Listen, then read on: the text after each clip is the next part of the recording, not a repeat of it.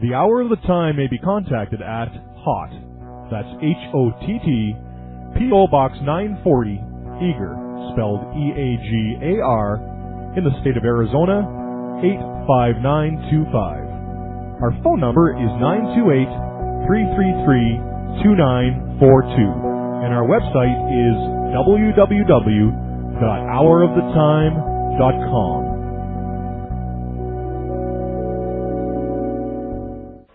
You're listening to the Hour of the Time. I'm William Cooper.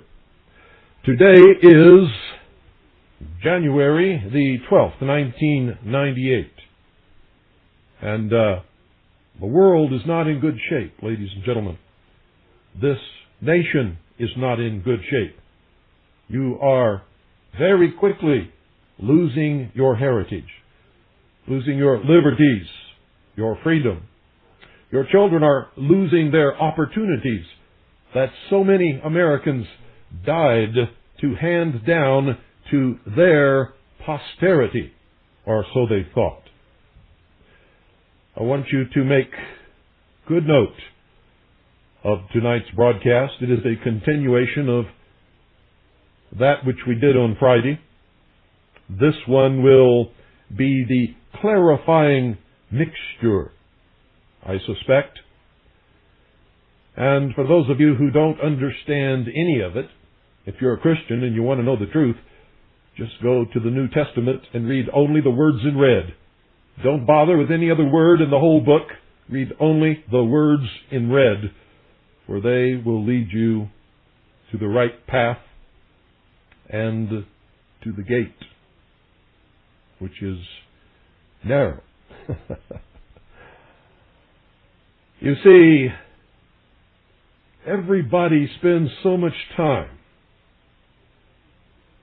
allowing themselves, and when I say allowing, I mean it wholeheartedly, for it's the truth, allowing themselves to be grasped in the coils of deception. If you're a Christian, you know that the great deceiver, the great liar, the great manipulator, is called Satan. If you want to know where Satan resides, if you want to know who he is, look around and see who is telling you all the lies. It's as simple as that. Who's lying to you, entrapping you, deceiving you, manipulating you, entrapping you, wrapping the coils of the serpent around you? And of course, if you're not a Christian, you're some other religion. The same thing applies, ladies and gentlemen, even if you don't believe in a Satan. Lies and deception and manipulation are wrong. Wrong, wrong, wrong. And the only people who practice those things are evil people. You see, they have to lie to you, deceive you, and manipulate you, because if they told you the truth, you would throw them into prison and lock them up forever.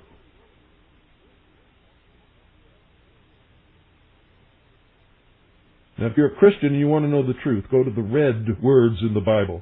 Don't bother reading any other word in the whole book. They will confuse you. And when you're listening to someone preaching from a pulpit, go look up the red words in the book and see what Jesus Christ himself said.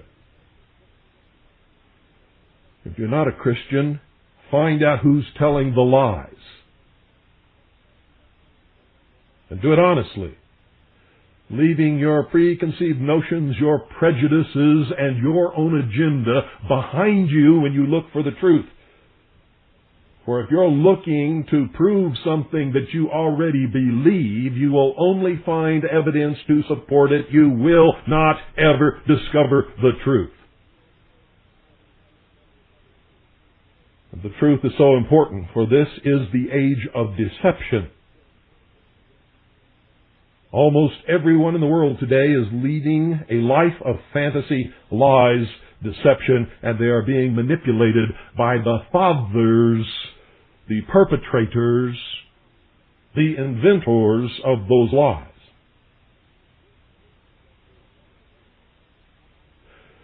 For instance, I really don't have to spend hours on this British Israelite master race, God's chosen people, all this other kind of stuff thing. All I have to do is quote one thing that Jesus Christ himself said.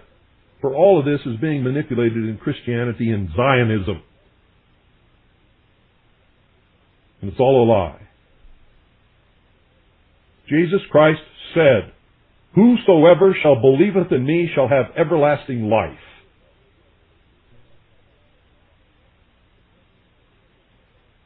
He didn't say anything about whosoever that belongs to the Anglo-Saxon Aryan race that believeth in me shall have everlasting life. He didn't say that. He didn't say whosoever is descended from the house of David and believeth in me shall have everlasting life. He didn't say whoever is black and believeth in me shall have everlasting life. He didn't say any of that, did he? And if you don't believe in Christianity and the Bible, then you have to understand that if you submit to the concept of a master race, if you are of that race, then you are just trying to make yourself feel better and elevate yourself above the rest of humanity. And when you do that, there's nothing masterful about you. It actually lowers you in comparison to the rest of the human race. Understand that. Make sure you take notes. Open your eyes today, hopefully, like they've never been opened, and maybe spare you a lot of pain, a lot of living in fantasy, a lot of manipulation.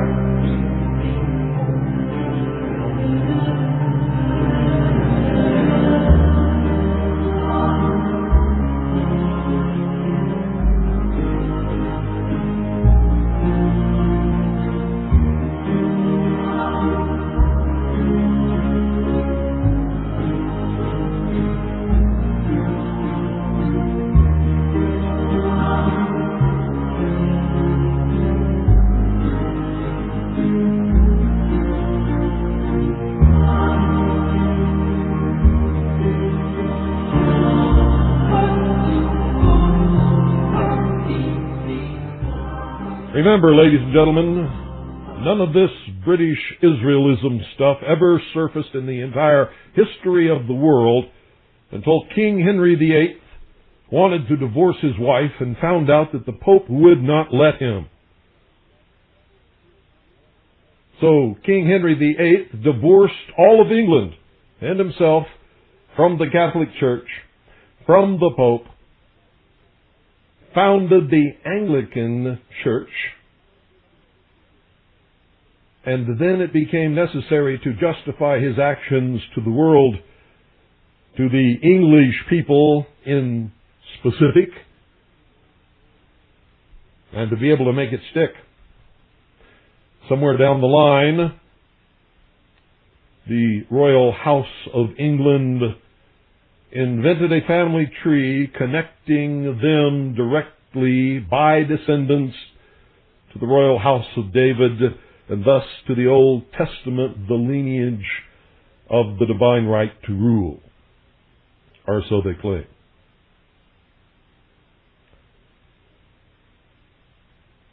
Later, they claimed that all of England, not just the royal house, but all of England, this came later, folks, it was not there in the beginning, all of England were the descendants of the 10 lost tribes of Israel, which according to the Bible were never lost at all, and are not lost today. And that London was the New Jerusalem. And then later, they extended that to the entire Anglo-Saxon race, cutting off the German peoples, claiming that the ancient Aryans were the enemies of the state of Israel, or the race of Israel, as they have come to make it. And then later, forgot all about that, and reabsorbed the Aryan, so now it's the Aryan Anglo-Saxon American people. Discounting the original Native Americans, of course. And we take off from there. Still, from the Strategic Studies of the Executive Intelligence Review, dated November the 14th, 1997. Although the preconditions for British Israelism were rampant in England, the first formal statement of the ideology did not occur until the 1790s, when Richard Brothers, a Royal Navy officer who had fought against America in the Revolutionary War, began to write that England was not just theoretically the New Jerusalem, but that the English people themselves were descended from the lost tribes of Israel, and that they must restore the temple in Palestine. The time for such theory was not ripe, and Brothers was suspected of being a radical, and was ultimately confined to an insane asylum, which is exactly what they should be doing with Pastor Pete Peters and all of these other people who are propounding this nonsense to the world and sucking a lot of innocent people into the coils of that old serpent. Around 1840, however, a decision was made somewhere at the Colonial Office, or the East India Company headquarters, to revive Sarpi's old method of religious manipulation, and the next few years would see the rise of two interrelated cults which would become a major weapon in British foreign policy. First, Irish clergyman John Nelson Darby started publishing texts which he claimed decoded the secrets of the Bible and prophetically laid out the fast-approaching apocalypse. Darby's theories, which we today call pre-millennial dispensationalism, had several striking components. Number one, the millennial kingdom of Christ will sweep away all civilization, and the only people saved will be a tiny group of elect who will be raptured physically into the new kingdom. Two, the evil power in the world is Gog, spelled G-O-G, as identified in Ezekiel, who will sweep down on Israel and begin the end days. Darby confidently identified Gog as Russia. And three, the end will come only when the Scripture is fulfilled and the Jews return to Israel and build the temple. How did the state of Israel come into existence, ladies and gentlemen? Check your history. Almost simultaneously, one John Wilson picked up the theories of Richard Brothers and published Lectures on Our Israelitish Origin in 1840, claiming, also on the evidence of biblical secret knowledge, that the 10 tribes migrated to Europe after the destruction of the Second Temple, primarily turning into Christian Englishmen and Germans.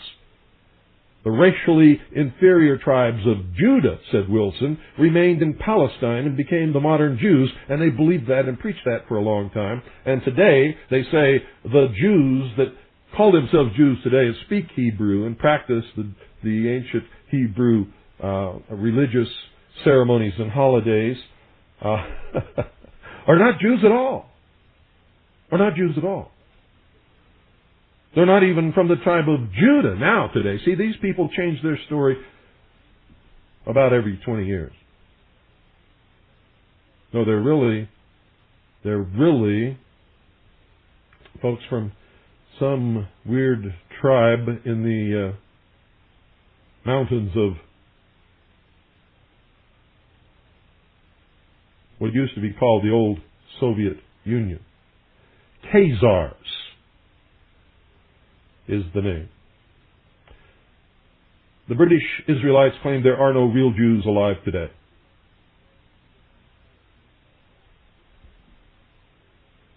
I know a lot of real Jews who find that extremely shocking.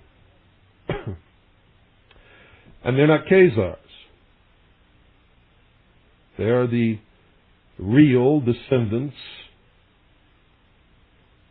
of the real Israelites and the real 10 tribes.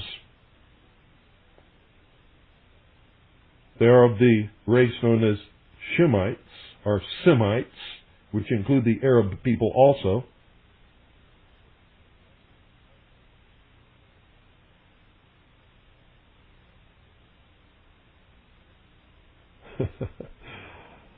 So we went from their teaching that the racially inferior tribes of Judah remained in Palestine and became the modern Jews.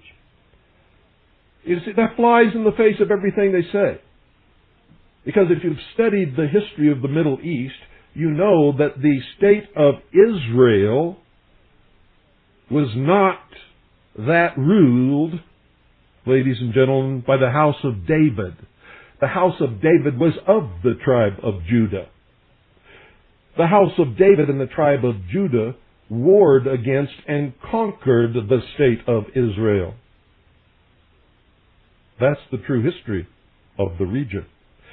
Yet these people claim that they have the divine right to rule, and they are superior race to all of the people because they are descended from the house of David and the original Hebrew race from the state of Israel, the ancient country of Israel, which wasn't a country that encompassed all of the 10 tribes of Israel. There were several small countries, the most powerful of which emerged as the tribe and the country of Judah and conquered all the rest under the house of David. Don't believe it? Look it up. These people are so confused they can't even find their way to a library and a history book.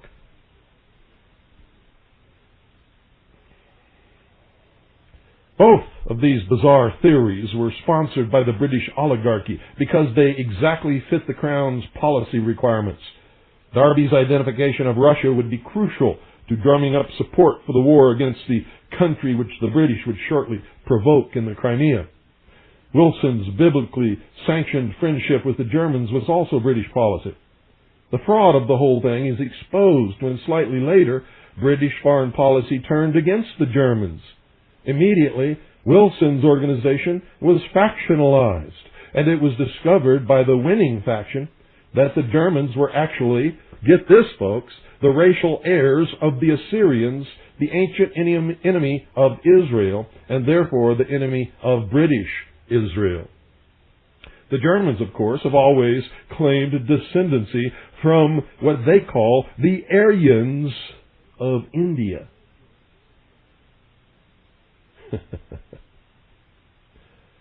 Actually, it's a term that was invented by Helena Petrovna Blavatsky. and both Darbyites and the British Israelites provided invaluable assistance in firmly turning the attention of the British population to Palestine and the need for the rebuilding of the temple. The timing was crucial. In 1840, British Foreign Secretary Lord Palmerston had unofficially committed the British Empire to Zionism. That's no secret. I've been telling you that for many, many years. And the creation of a British-controlled entity in Palestine. And that, folks, is the real secret to the creation of the State of Israel in the Middle East. On the one hand, Britain needed to ensure that the increasing chaos in the Ottoman Empire did not invite other great powers from developing influence there. On the other, it needed to protect the land routes to India and its growing colonial empire. It also, ladies and gentlemen, would give people who believe in the prophecies of the Bible in the book of Revelations the belief that prophecy was being fulfilled, and would further elevate the British Israelites as the superior or master race in the world.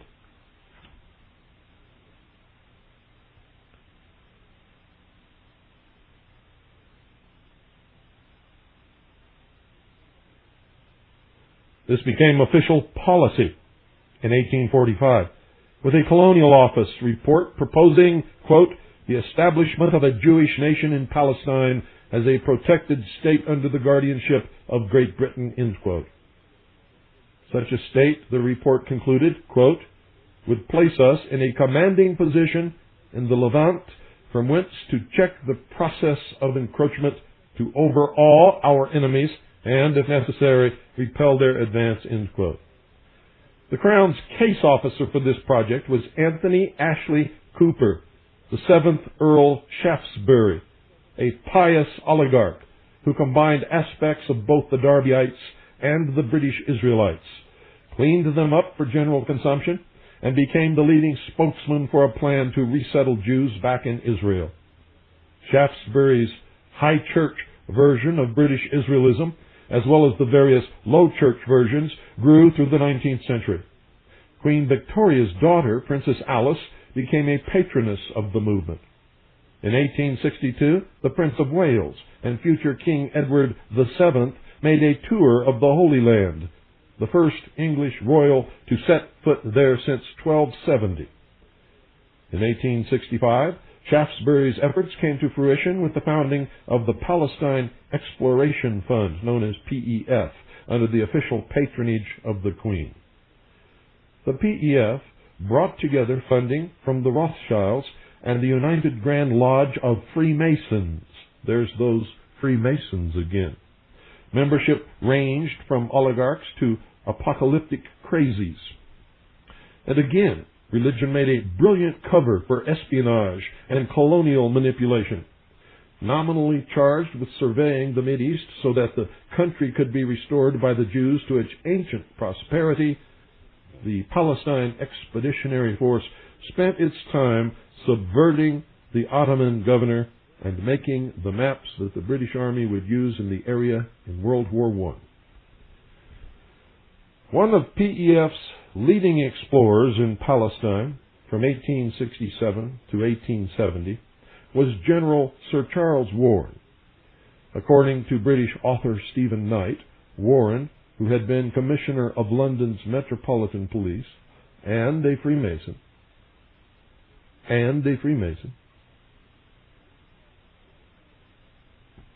oversaw the cover-up of the Jack the Ripper murders, protecting both the United Grand Lodge of Freemasons and the fact that the Prince of Wales had had an illegitimate heir by a prostitute. The Chief of Criminal Investigations on the case for Scotland Yard was Sir Robert Anderson, who was a follower of John Nelson Darby. Warren is credited by Masonic sources with virtually rediscovering the project of rebuilding Solomon's Temple. He founded the Quatuor Coronati Lodge 2076, which, under the guise of being the, quote, research lodge, end quote, within the United Grand Lodge of England, has been active to this day, collaborating with Zionists in attempts to create holy war in the Middle East by blowing up the Muslim shrine Haram al-Sharif on the Temple Mount in Jerusalem in order to rebuild Solomon's Temple. Ironically, when the Quatuor Coronati Lodge succeeded in taking over Theosophy, it spun off the Hermetic Order of the Golden Dawn, run by the satanic SIS officer Aleister Crowley, who was a major influence upon the Thule Society that gave birth to Adolf Hitler's movement and much of the inner cult belief structure of the Allgemeine SS.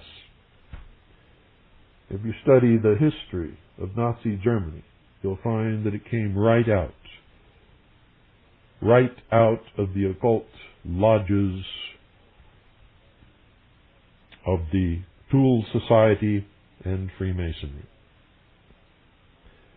In 1919, the 40-odd British Israelite organizations were consolidated into the British Israel World Federation, also known as BIWF, which today spans the British Empire and permeates the United States. The first patrons of the BIWF were the Marchioness of Headfort and Admiral Sir Richard Pierce. This consolidation followed two developments that were the work of British leaders who had been influenced by British Israelism. The first was the 1917 conquest of Palestine and entry into Jerusalem by Field Marshal Lord Allenby, which was intended to achieve a Palestinian mandate for the British Empire at the Versailles Peace Conference. The second, which sought to give an imaginative purpose to a British mandate, was the Balfour Declaration backing, quote, the establishment in Palestine of a national home for the Jewish people, end quote. The Balfour Declaration was nowhere more joyously celebrated than in the Darbyite and British Israelite congregations in England and America. But the joy had little to do with the Jewish people. Indeed, these people didn't believe that the Jewish people were really the Jews. So why set up a country for people that they did not believe were the Jews to rebuild the Temple of Solomon in order to bring their prophecy to pass and raise them, elevate them to the position of master race with the royal family of England identified as the only direct descendants of the truly holy bloodline with the divine right to rule, related to Jesus Christ, who was also of the house of David. You see how these lies and this manipulation works? While saying that the Jewish people are not really the Jewish people, they want to recreate the state of Israel with the Jewish people that they claim are the subrace. I tell you, ladies and gentlemen, these people are sick. Literally sick, mentally ill. Except for the ones who are really inventing the lies and pulling the strings and doing the real manipulating. They know exactly what they're doing. And there's nothing insane about them at all. They don't believe their own lies. They just believe that it's going to carry them into a world government that they will then rule. And that's what you need to really understand. For that's really the heart and soul of all of this. The common man has never been told the truth throughout the history of the world, except by a very few people. And when those very few people told the common man the truth, they generally did not ever believe them, choosing instead to believe the lies.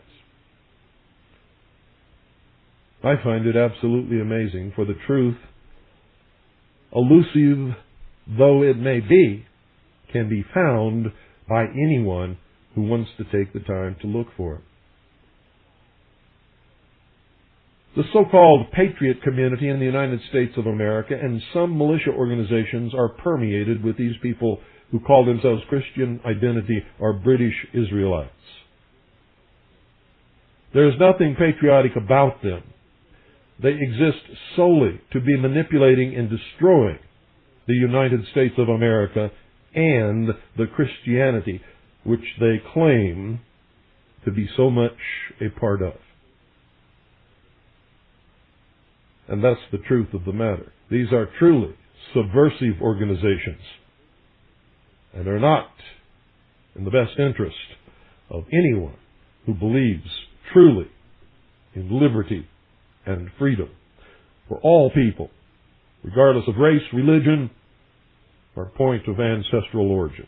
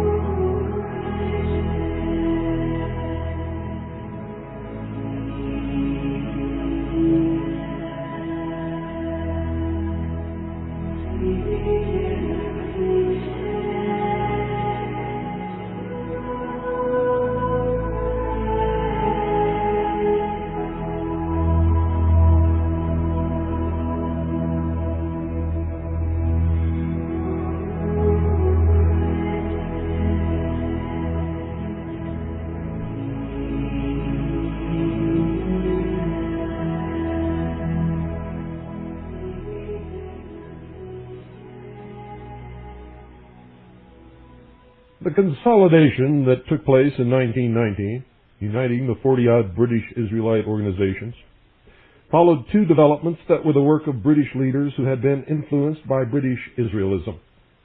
The first was the 1917 conquest of Palestine and entry into Jerusalem by Field Marshal Lord Allenby.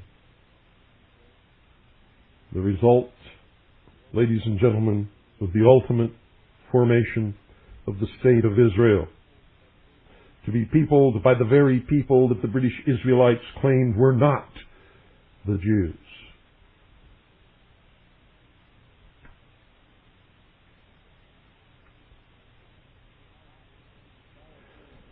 This Balfour Declaration,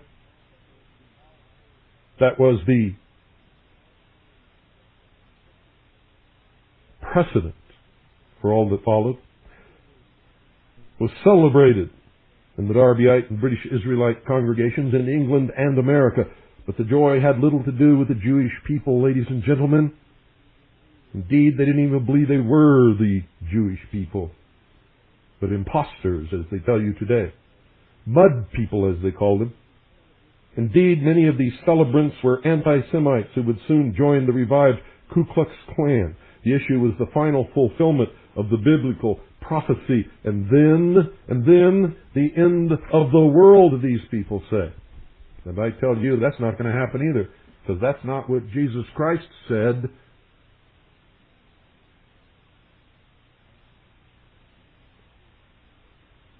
Is it? He didn't say there was going to be an end of the world. Neither does the original Bible. And every Bible that says it's going to be the end of the world is a mistranslation. The original word in the Greek and the Hebrew means age.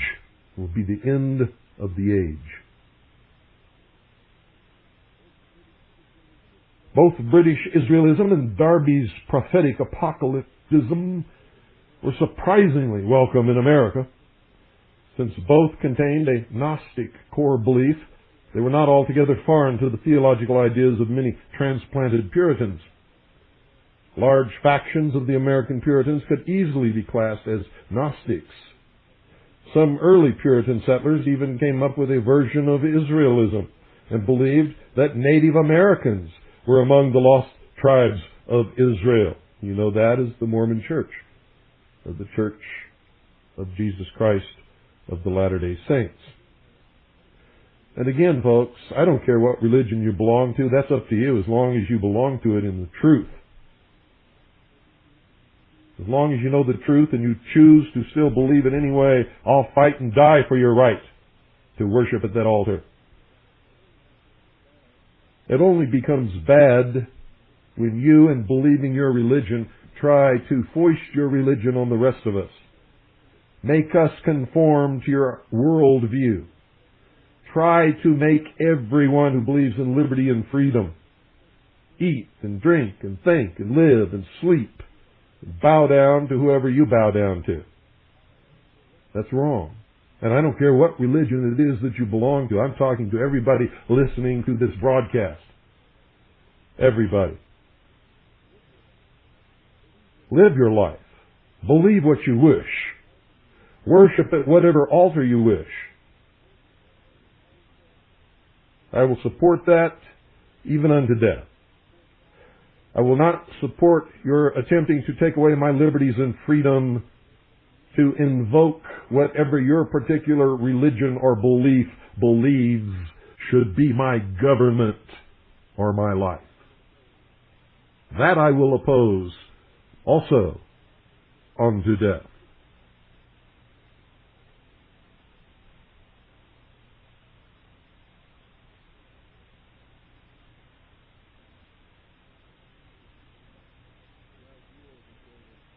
The idea that there was the remnant of the lost tribes of Israel in America was sufficiently widespread that it had to be attacked by Cotton Mather, the Puritan humanist. Right or wrong, this is the history of it. The continued effect of Puritan forms of Gnosticism and its use by Britain can be seen in the work of Jonathan Edwards, who started the first big wave of revivalism in the first half of the 18th century. After studying Locke's psychological doctrines, Edwards came up with his own theory of religious affections. The realization that rhetorically conjuring up horrific images of hellfire might have a dramatic effect on susceptible minds, his famous sermon, Sinners in the Hands of an Angry God, with images of the sinner's soul as a tiny spider held by a thread over a pit of everlasting torture, created a preaching format still used today. But all of that emerged from a well-known classic known as Dante's Inferno, the concept of a hell where there is a perpetual fire burning the souls of sinners did not exist until that book was published. Edwards' Great Awakening succeeded in creating mass hysteria in large parts of the Northeast, coming into direct conflict with American leaders like Benjamin Franklin and other followers of Cotton Mather, who wanted to fire up the population to build a nation. Edwards' son-in-law was Aaron Burr, the murderer of Alexander Hamilton, who presided over the American chapter of the British Hellfire Club, the secret society devoted to the philosophy of Bernard de Mandeville, who argued against any interference by the state in private vices, no matter how satanic. And that is the identifying mark of an illuminist. It was Burr who saw that Edwards was made president of the House of Orange's Princeton University. Now, folks, neither Darbyism nor Israelism were very popular in themselves in America through the 19th century, although the British attempted unsuccessfully to capitalize on biblical prophecies about Russia, known as the evil Gog, to undermine Abraham Lincoln's Civil War alliance with Russia. Many of you know nothing about that. At the turn of the 20th century, coinciding with the British efforts to bring America into a strategic alliance, both premillennial dispensationalism and British Israelism began to expand.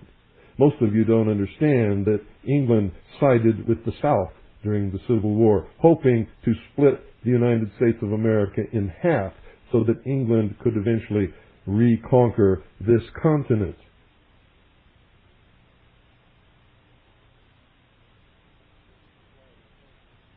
Britain supplied a constant stream of preachers for United States prophecy conferences, whose message was that the secrets of the Scripture were being decoded and were coming to pass, that wars and rumors of wars portended the Jewish return, the tribulation, and the rapture.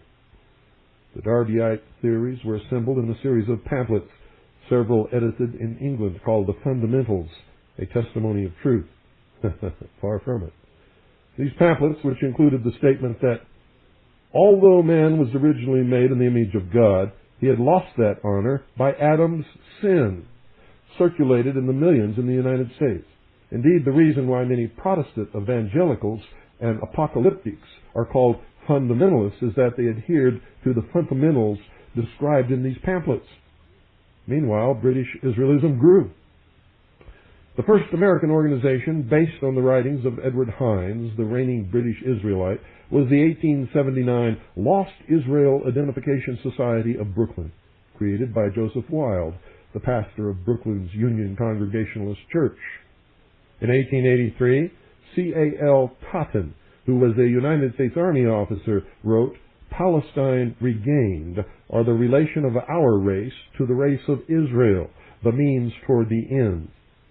That writing was based on the work of Hine, who toured the Northeast for 4 years, starting in 1884.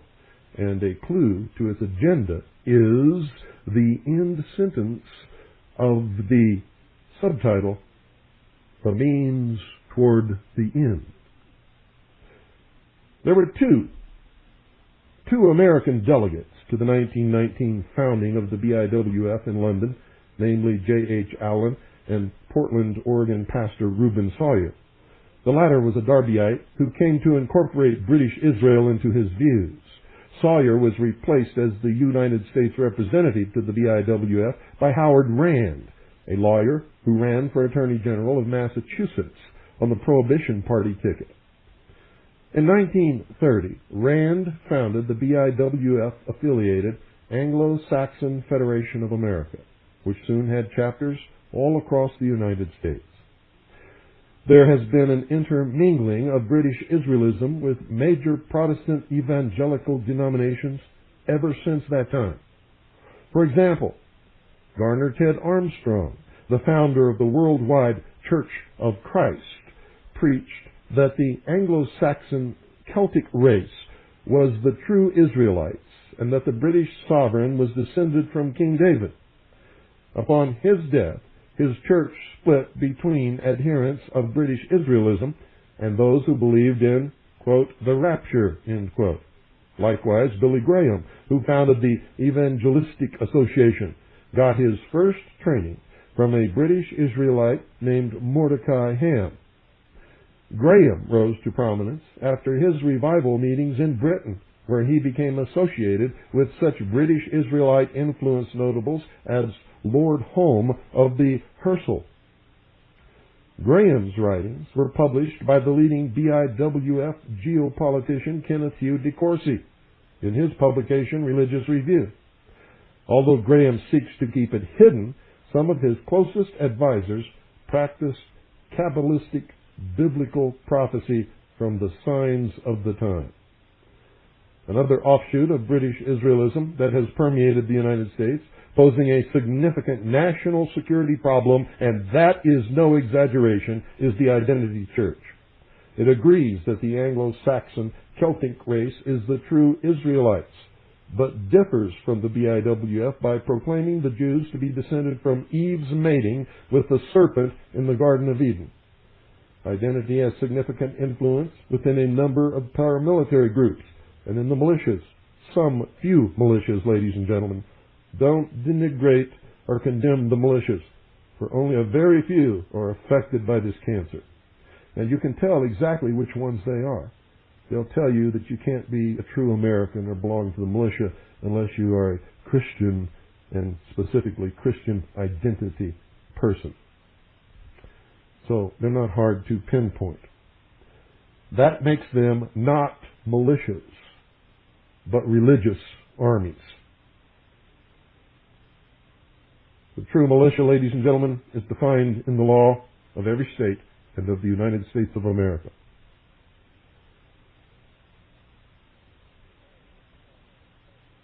There are an awful lot of so-called patriots, however, who are Christian identity British Israelite.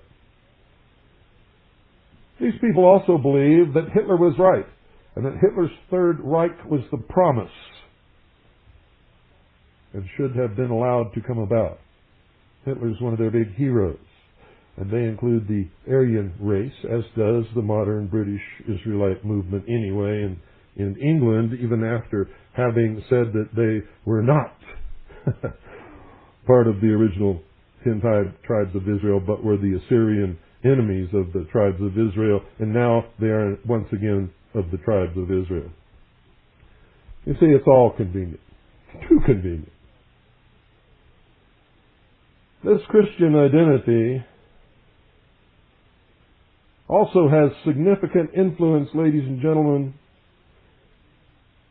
with factions within the United States intelligence community, the Central Intelligence Agency, and military units such as the Special Forces, one famous member of which was Lieutenant Colonel James Bo Gritz, who is one of the biggest Trojan horses that exist in this country today.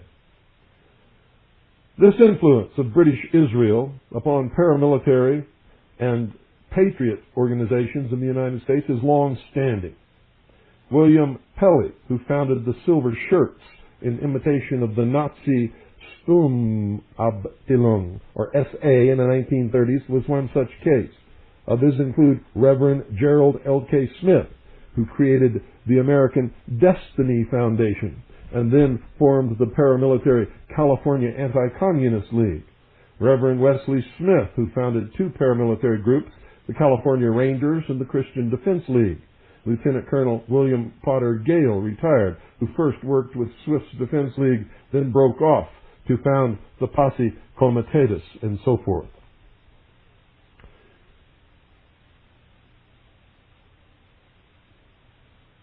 And that brings us to Kenneth Hugh DeCourcy. Mr. DeCourcy subsequent... Excuse me, ladies and gentlemen. I need to get a little drink of water here.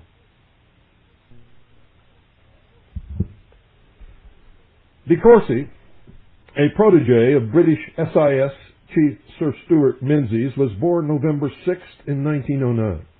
He was the son of the claimant to the title of the 8th Duc de Grantmesnil, which is a dubious title of Anglo-Norman origin, nonetheless given credence as an honorary by de Bret's peerage.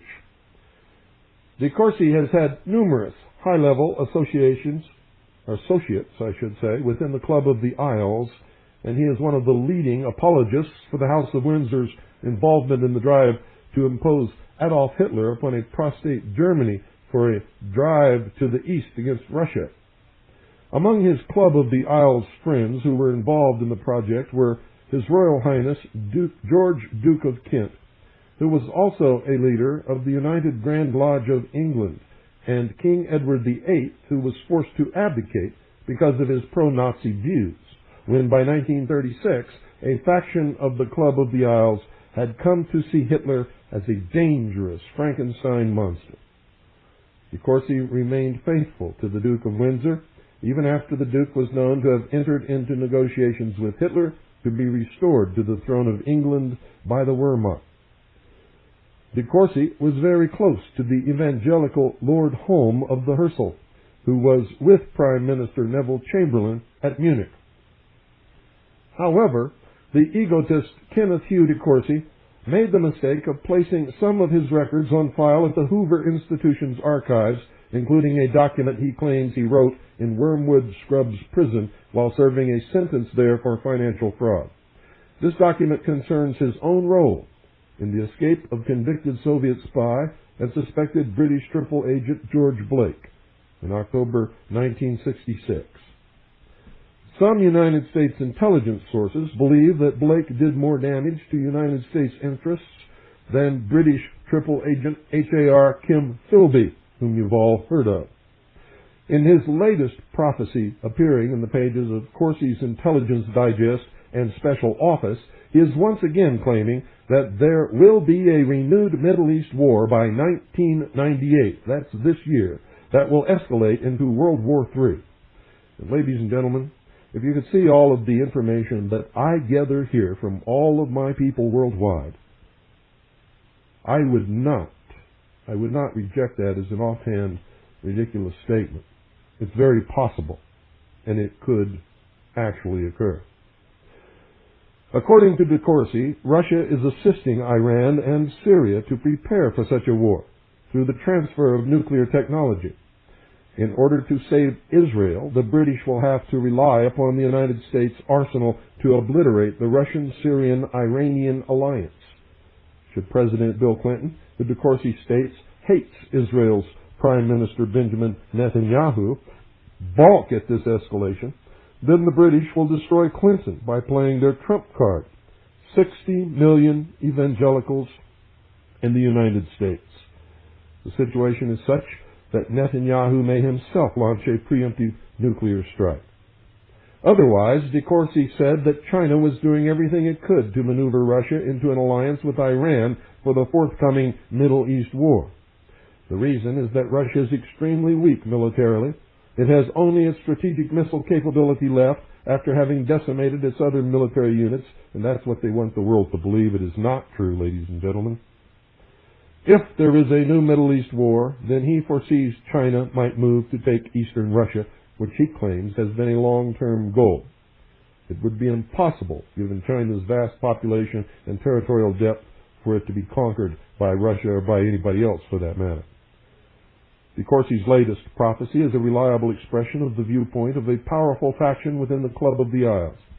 As a leader of BIWF in London pointed out, King George VI had his genealogical chart traced back to King David, and he educated his daughters in British Israelism, including his heir, Her Majesty Queen Elizabeth II. Now, who are you going to believe, folks? For I tell you that everyone who believes in this scam of British Israelism or Christian identity is, in effect, and in reality, calling Jesus Christ a liar. If you don't believe that, listen to their version of the world's history, and then go read the words in red in your Bible. Jesus said, "Suffer the little children to come unto me." He didn't say, "Suffer the little white children to come unto me." He did not say, "Suffer the little Anglo-Saxon Aryan children to come unto me." He did not say, "Suffer the little black children to come unto me," or the little red children, or the little yellow children. He said, "Suffer the little children to come unto me." He said, "Whosoever believeth in me shall have everlasting life."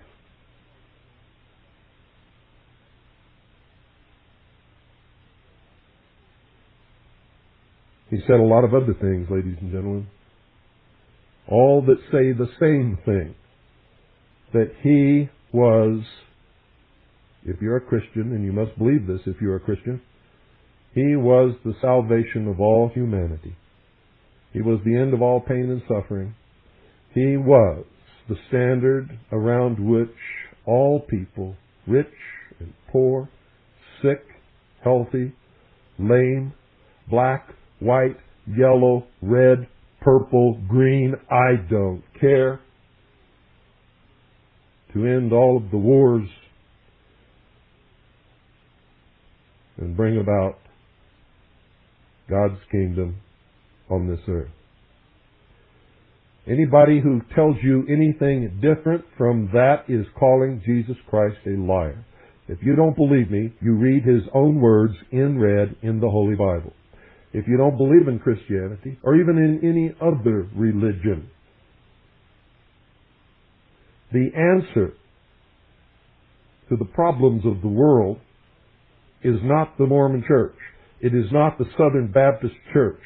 It is not the Seventh-day Adventists. It is not the Presbyterians. It is not British Israelism. It is not atheism. It is simply to follow the teachings and the admonishments of the greatest men who have ever lived upon the face of this earth, one of which was Jesus Christ, who told us the truth, and we haven't listened yet.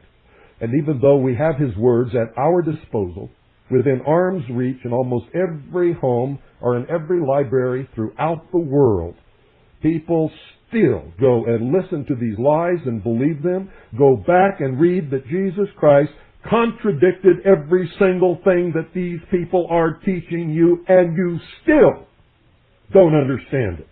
Can't get it through your head. He said, "Wheresoever you shall gather in my name, there shall I be also." He did not say, "Wheresoever you who are Anglo-Saxon Aryan gather in my name, there I will be also." Or there shall I be also. He didn't say that. He didn't put black in there. He didn't put yellow in there. He didn't put red in there. All of these people are using you. They're lying to you. Once again, they're deceiving you and manipulating you into hating each other and accomplishing the exact opposite of what Jesus Christ set out to accomplish.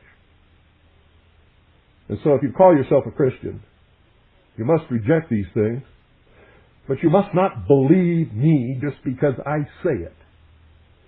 You go to your Bible, and don't you dare read any other word except those printed in red.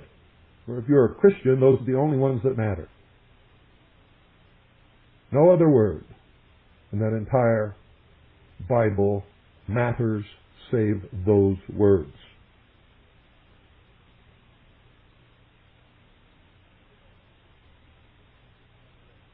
Good night, ladies and gentlemen, and God bless each and every single one of you.